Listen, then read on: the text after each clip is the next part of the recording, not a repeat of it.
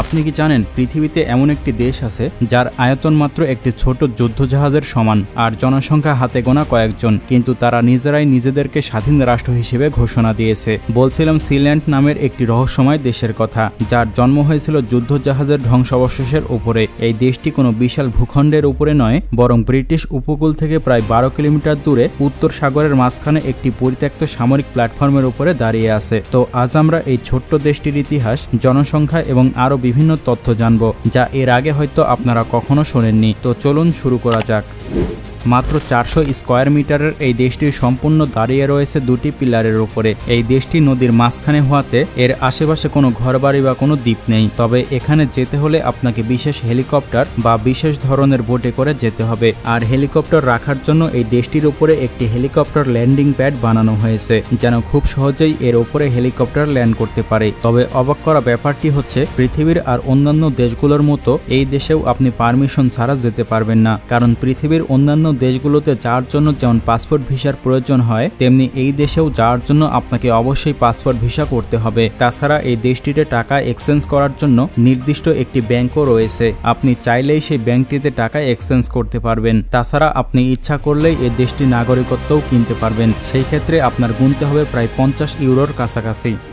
চলুন এবার জেনে নেই সমুদ্রের মাঝখানে এই দেশটি কিভাবে গড়ে উঠল। সাল 1967। পাডি রয় বেটস নামের এক ব্রিটিশ নাগরিক এই জায়গাটিতে গিয়ে বসবাস করেন এবং তিনি নিজেকে ঘোষণা করেন এই রাষ্ট্রের প্রিন্স হিসেবে। শুধু তাই নয়, তিনি এই প্ল্যাটফর্মে জাতীয় পতাকা, জাতীয় সঙ্গীত, মুদ্রা ও পাসপোর্ট পর্যন্ত তৈরি করে ফেলেন। তবে তার এই ঘোষণার কারণ ছিল মূলত একটি স্বাধীন দেশ গড়ে তোলা, যেখানে ব্রিটিশ সরকারের কোনো আইন চলবে না, তারা নিজেরাই তাদের নিজেদের আইন বানিয়ে চলবে। কিন্তু বিষয়টি এত সহজ ছিল না, কারণ ব্রিটিশ সরকার ও আন্তর্জাতিক সম্প্রদায় সিল্যান্ডকে কখনো আনুষ্ঠানিকভাবে একটি দেশ হিসেবে স্বীকৃতি দেয়নি। তবে তারপরেও এই দেশটি তাদের নিজস্ব আইন, নিজস্ব নিরাপত্তা, এমনকি সেনাবাহিনী নিয়োগ করে চলে। সিল্যান্ডের জন্ম যখন 1967 সালে ঘোষিত হয়েছিল, তখন বেশিরভাগ মানুষ এটাকে একটি পাগলের দেশ বলেছিল। কিন্তু পাডি রয় বেটস নামের এই ব্যক্তি, যিনি এই রাষ্ট্রকে গড়ে তুলেছিলেন, তিনি শুধু এই রাষ্ট্রকে ঘোষণা দিয়েই থেমে থাকেননি, বরং পুরো দেশকে তিনি নিজেই তার নিয়ন্ত্রণে আনেন এবং পরিবার সহ সেখানে তিনি বসবাস করতে শুরু করেন। এরপরে 1978 সালে সিল্যান্ডে ঘটে যায় বড় ধরনের একটি হাইজ্যাক। সে সময় একদল জার্মানি ও ডাচ ব্যবসায়ীরা সিল্যান্ডকে তাদের নিজেদের মতো করে ব্যবহার করতে চেয়েছিল, তাই তারা আচমকা এসে সিল্যান্ডকে দখল করে নেয়। কিন্তু সেই ঘটনাটি এখানেই থেমে যায়নি। হাইজ্যাকের সময় রয় বেটস তখন ইংল্যান্ডে ছিলেন। তিনি খবর পেয়েই হেলিকপ্টারে করে ফেরত আসেন এবং প্ল্যাটফর্মে হেলিকপ্টার নামিয়ে তার নিজের জিম্মি করা ছেলেকে উদ্ধার করেন। এরপরে তিনি হাইজ্যাকারদের মধ্যে একজন জার্মান নাগরিককে বন্দী করে রাখেন। আর এই ঘটনাটি পরবর্তীতে জার্মান পর্যন্ত চলে যায় এবং অবাক করার মতো বিষয় হলো, জার্মান সরকার বাধ্য হয়ে সিল্যান্ডের সাথে আলোচনায় বসতে চায়। তখন রয় বেটস দাবি করেন, সম্পূর্ণ এই ঘটনাটি প্রমাণ করে যে সিল্যান্ড একটি আন্তর্জাতিকভাবে স্বীকৃতি স্বাধীন রাষ্ট্র, কারণ অন্য একটি দেশ এ সকল বিষয়ে তাদের সঙ্গে আলোচনা করতে এসেছে। এরপরে চলে যায় আরো কয়েক বছর, আর ততদিনে সময় পাল্টে যায় এবং বিশ্ব বদলে যায়। সিল্যান্ড সরকার নিজেদের সম্পূর্ণ স্বাধীন হিসেবে দাবি করলেও আন্তর্জাতিক কোনো দেশ বা জাতিসংঘ এখন পর্যন্ত এটাকে রাষ্ট্র হিসেবে স্বীকৃতি দেয়নি। এমনকি যুক্তরাজ্য পরিষ্কারভাবে জানিয়ে দিয়েছে এটি তাদের সীমানার বাইরে হলেও এটি একটি অবৈধ স্থাপনা এবং কোনো ধরনের আন্তর্জাতিক স্বীকৃতি এটি পেতে পারে না। আজ 2025 সাল এবং রয় বেটস আর বেঁচে নেই, কিন্তু তার ছেলে এখন এই দেশটির শাসক এবং এখানকার বর্তমান জনসংখ্যা প্রায় 27 জন।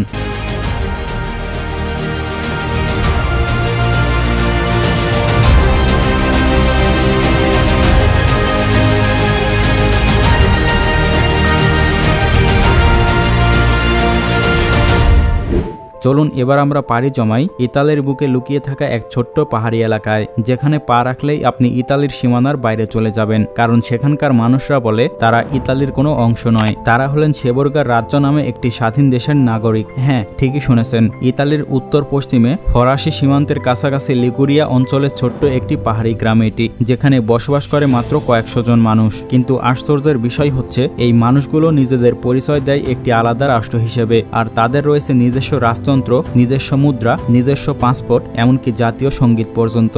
এই ছোট্ট গ্রামটির ভেতরে ঢুকলেই আপনি দেখতে পাবেন welcome to the principality of Seborga লেখার একটি বোর্ড, যেন আপনি ইতালি থেকে বেরিয়ে এক নতুন দেশে প্রবেশ করেছেন। চলুন এবার এর ইতিহাস সম্পর্কে কিছুটা জেনে আসি। শেবোর্গার মানুষের কথা অনুযায়ী এই অঞ্চলটি একসময় ছিল সিস্টারসিয়ান ধর্মীয় সংস্থার একটি স্বাধীন প্রিন্সিপালিটি, যা 1079 সালে প্রতিষ্ঠিত হয়। শেবোর্গার রাস্তায় গেলে আপনি দেখতে পাবেন নীল সাদা পতাকা ও রাস্তার মোড়ে রাজপরিবারের চিহ্ন।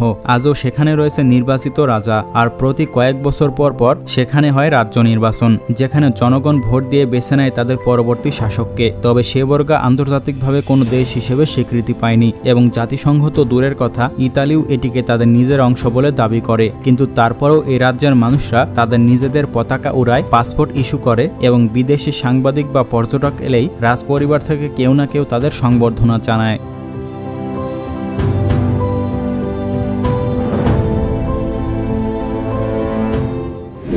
The Republic of Malaysia. পৃথিবীতে এমন একটি দেশ আছে যেটি আন্তর্জাতিকভাবে স্বীকৃতি না হলেও তাদের রয়েছে নিজস্ব মুদ্রা এবং নিজস্ব আইন কানুন। হ্যাঁ, আমি কথা বলছি দ্য রিপাবলিক অফ মালয়েশিয়ার কথা। যুক্তরাষ্ট্রের নেভাডা অঙ্গরাজ্যে অবস্থিত এই ক্ষুদ্রতম মাইক্রোনেশনটির প্রতিষ্ঠাতা হচ্ছেন মহামান্য রাষ্ট্রপতি কেভিন বাগ, যিনি নিজেই এই রাষ্ট্রের সকল ক্ষমতার অধিকারী। শুনলে অবাক হয়ে যাবেন, 1977 সালে বন্ধুদের সঙ্গে মজা করতে গিয়ে যে দেশ গঠনে শুরু হয়েছিল তা সময়ের সঙ্গে সঙ্গে হয়ে উঠেছে একটি পরিপূর্ণ দেশ হিসেবে, যেখানে রয়েছে নিজস্ব আইন ও নিজস্ব সংবিধান। কারণ এখানে প্রবেশ করতে হলে আপনাকে অবশ্যই ভিসা নিয়ে ঢুকতে হবে এবং এই দেশে বাইরের মুদ্রা ব্যবহার নিষিদ্ধ, কারণ তাদের কাছে রয়েছে নিজস্ব মুদ্রা।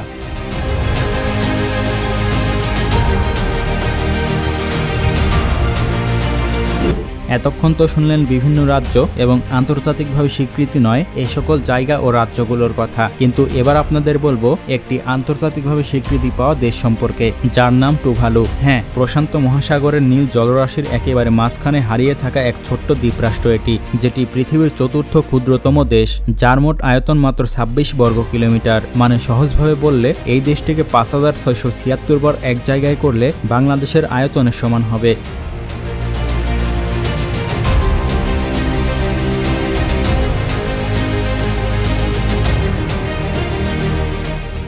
দেশটি এতটাই ছোট যে এটি অনেক আধুনিক মানচিত্রেও ঠিকভাবে দেখা যায় না, কিন্তু তার থেকেও বেশি অবাক করা ব্যাপার হলো এই দেশটি বিশ্বের প্রথম দেশ হতে পারে যেটি সম্পূর্ণভাবে সমুদ্রের নিচে হারিয়ে যাবে, কারণ সমুদ্র পৃষ্ঠের মাত্র 4 থেকে 5 মিটার উচ্চতায় রয়েছে দেশটি। এ কারণে প্রতিনিয়ত জলবায়ু পরিবর্তনের কারণে ধীরে ধীরে দেশটি ডুবে যাচ্ছে।